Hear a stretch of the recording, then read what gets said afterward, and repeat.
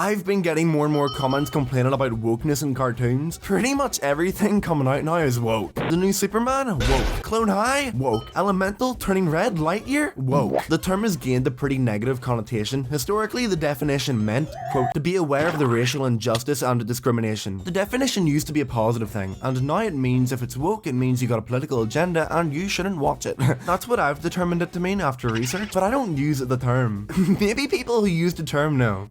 Update, they don't. Woke cartoons don't exist. In fact, the term woke has been incorrectly applied and is now a dog whistle for homophobia, transphobia, and racism. How? I don't know, man. Watch me. For context, I am white, I go by he, they, and I might have a touch of the gay in me. Anyway.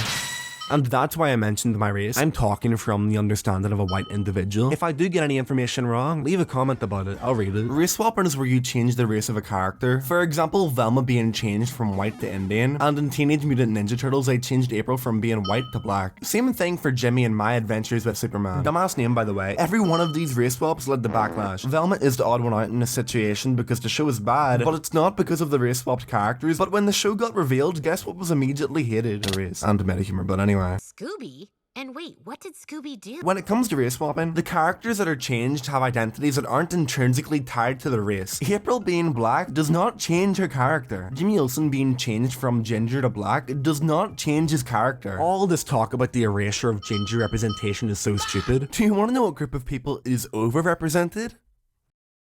Ginger. People naturally hate change, which is why you see the argument of preservation brought up time and time again. Always loved Jimmy, but now they've crapped over 80 plus years of established character. 1. Do you know what the world looked like 80 years ago? 2. 80 years of Jimmy content, and now you don't want to watch it? Also, he's been black before. Another critical point to note about race swaps is that the demographic of people who care aren't in the demographic of people who are gonna watch. April O'Neil was not black. It's that simple. And you weren't gonna watch it anyway. Why do you care? You know, really the issue is that a black actor is playing a white character.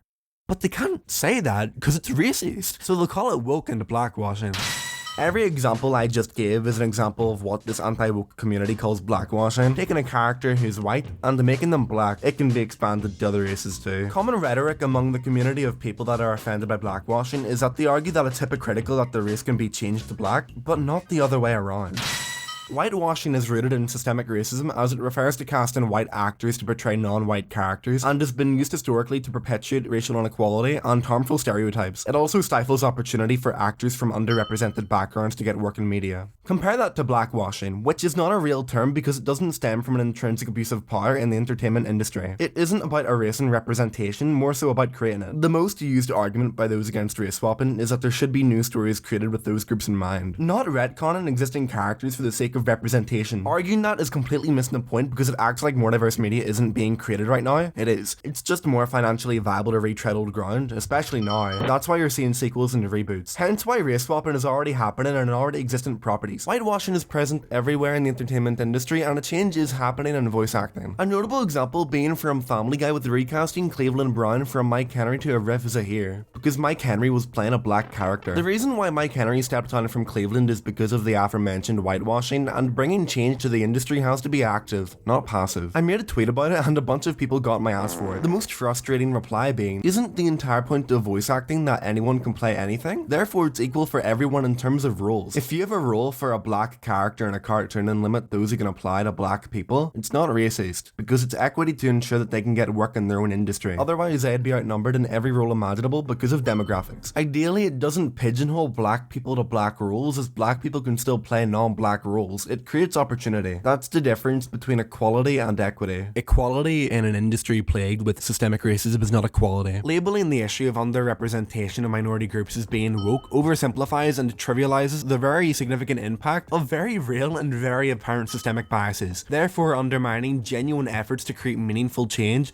to a superficial level. Diversity in the entertainment industry is needed because on paper it would lead to healthier and more authentic representations of everyone. That doesn't just go for voice actors, it goes for writers too. Historically, whenever we've had a hegemonic group of people produce a cartoon, we've gotten, I said on paper because a show can still be offensive even with a diverse team, but one or two exceptions does not mean that my point is entirely invalid. The opposite applies too. Just because a team isn't diverse does not mean they'll make something racist. I feel like that's a given, but anyway. Representation representations of minority groups aren't just important for minority groups. I realize now how important it was for me to grow up watching shows that had characters and protagonist roles that weren't white, because it showed me that non-white characters weren't just supporting roles, but in fact, they had their own stories equally as important. I'll be honest, I used to be relatively conservative when I was younger, and I remember being confused at Cleveland Brown being recast. Then I had it put into perspective. Imagine being a non-white voice actor looking at the cartoon industry and seeing a majority of non-white characters being voiced by white actors. Like, imagine being a non-white voice actor and you can't even bag a role of a character you can relate to on the most personal level imaginable.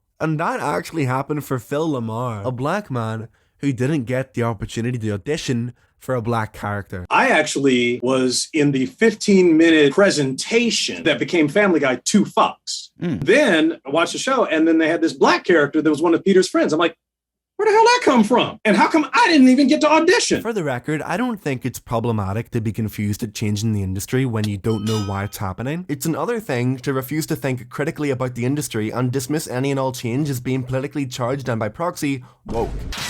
I'm going to call a spade a spade. If you actively dislike the inclusion of real people in cartoons, you're prejudiced at least and homophobic at most. The representation of gender and sexuality beyond heteronormativity has been a divisive topic since forever. Quick history lesson. Hays Code was a thing that existed for a while that really undermined and set back the representation of queer people, specifically in that it deemed queerness to be immoral, therefore it wasn't able to be shown in a sympathetic or positive light, which led to the representation of queer people to be quite negative, which reinforced stereotypes that are still perpetuated today. The Hays Code stopped being effective as international movies became more popular. I don't know, man, the French were crazy, they had like boobs and stuff. But that doesn't mean that these negative stereotypes stopped existing. Lesson over. Queer representation comes in two forms, implicit and explicit. Implicit being implied through coding, how a character is written and designed. Explicit being like, these bitches gay. A lot of queer representation is implicit, which isn't great because it straddles the line to where queer people will pick up on the subtext and conservative people won't, but they'll internalize it anyway. Cartoons that use implicit representation of queerness are often accused of queerbaiting, an idea that having a character with an ambiguous sexuality attracts queer people because they lack the representation, and they can still keep the appeal of international markets because the sexuality isn't explicit. Cue Disney. Disney's been incorporating queer-coded characters into their movies since Snow White with the Evil Queen. If you don't know what coding is where media would convey meaning through images to create symbolism. Like, for example, me. How I dress and act changes how I'm perceived. Yeah, I'm a bit of a freak. Follow my Instagram. My mannerisms and actions indicate aspects of my personality. Extrapolate the idea of conveying meaning through images to create symbolism to Disney, where their villains have historically dabbled with queerness and androgyny. Evil Queen. Tall, foreboding, intimidating, a subversion of stereotypical femininity. Captain Hook is subtly queer-coded by his extravagant appearance and theatrical mannerisms. Ursula is queer-coded by a character abstaining from heteronormative traits. Again, she's flamboyant and theatrical. Her makeup is extravagant, which coincides with stereotypes around drag culture. If we compare her makeup to Ariel's, it becomes obvious that it was an intentional choice in character design. I kind of hate using historic examples. Kamatoa. Even though he's a crab, he's also subtly queer-coded as his characteristics align with the previously mentioned characters. Want to know another fun coincidence? Usually the queer-coded villains are outcasts, Kamatoa being the perfect example. Big crab under the ocean in a dark cave.